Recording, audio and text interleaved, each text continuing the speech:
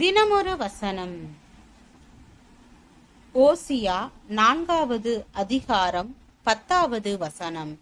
அவர்கள் கர்த்தரை மதியாமல் இருக்கிறபடியினால் அவர்கள் தின்றாலும் திருப்தி அடையாதிருப்பார்கள். அவர்கள் வேசித்தனம் பண்ணினாலும் பழுகாதிருப்பார்கள். கடல் தண்ணீரை எவ்வளவுதான் குடித்தாலும் அதனால் தாகம் தணியாது. அதுபோலவே பணம், பொருள், சௌகரியங்கள் மூலமாக தன்னை திருப்திப்படுத்திக் கொள்ள விரும்புகின்றவர்களும் அவைகளால் ஒருபோதும் திருப்தி அடைவதில்லை.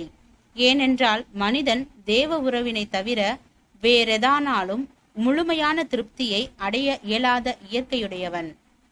அவன் அவ்விதமாகவே தேவனால் படைக்கப்பட்டவன்.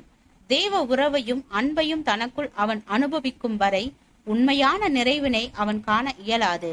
கர்த்தருடைய வார்த்தைகளையும் வழிகளையும் விட்டு விலகி போய் ஊழியம் செய்கின்ற அநேகர் பொருளாதார நிலையிலும் பிரபலத்திலும் வளர்ந்தோங்கி செல்வதை காண முடிகிறது. திரண்ட பணம் சேர்க்க அவர்கள் செய்யும் பிரயத்தனங்கள் எல்லாம் பேரளவில் வெற்றி பெறுகின்றன. ஆண்டுக்கு ஆண்டு அவர்களின் செல்வமும் செல்வாக்கும் மிகுதியாக பெருகுகின்றன. ஆயினும் அவர்கள் செழிப்பாகவும் நிறைவாகவும் இருக்கின்றார்கள் என்று அர்த்தமல்ல. அவர்கள் இதய நிலையில் சுகமாயில்லை. அவர்களுக்கு எவ்வளவோ இருந்தும் நிறைவில்லை. அவர்கள் பலவித ஆசைகளினால் அலைக்கழிக்கப்படுகின்றனர். அவர்கள் தாங்கள் திருப்தியாய் இருப்பதற்கு இன்னும் அதிக பணமும் புகழும் அந்தஸ்தும் அவசியம் என்று எண்ணும்படியாக அவர்களின் மனம் எப்போதும் நிறைவற்றதாக உள்ளது. ஆம், தேவனுடைய வழியை விட்டு விலகும் மனிதனை விட்டு தேவ சமூகமும் விலகி விடுகிறது. எனவே அவனுடைய இதயம் ஒரு பெரிய வெற்றிடத்தை காண்கின்றது. எதிலும் நிறைவடைந்து போதும் என்று பூரிக்க அவனால் இயலாமல் போகிறது.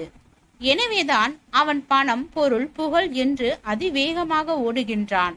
அவைகள் அவன் விரும்பியபடி வந்தாலும் அவனுடைய உள்ளத்திற்கோ திருப்தி வராது.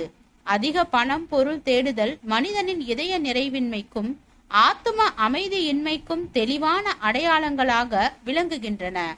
சாலமோன் ராஜா ஏராளமான செல்வங்களை உடையவனாயிருந்தும் சுகமான வாழ்க்கைக்கு தங்கு தடையற்ற சாத்தியங்களை பெற்றிருந்த போதிலும் உள்ளான நிலையில் அவன் திருப்தியற்ற மனிதனாக விளங்கினான்.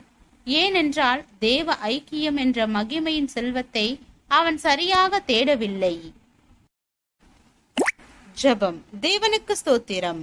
தேவனே, நாங்கள் எங்களுடைய வாழ்க்கையில் தேவ ஐக்கியத்தில் நிலைத்து இருப்பவராகவும் விசுவாசத்தில் உண்மையுள்ளவராகவும் வாழ கிருபை பாராட்டும். ஆமென்.